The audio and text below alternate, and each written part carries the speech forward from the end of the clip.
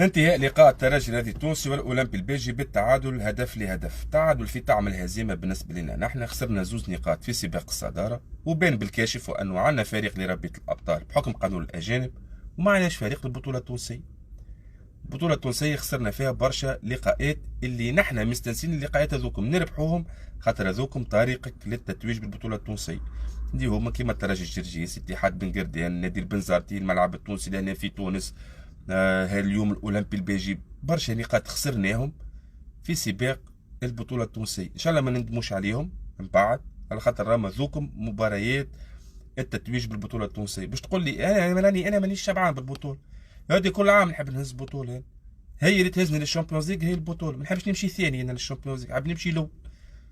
دونك هذه رساله للناس اللي يقول لك هز البطوله، هذه ما تهزيش البطوله معاي، نحب انا نهز البطوله، نحب كل عام نهز. عام اللي ما نهزش البطوله نبدا مريض.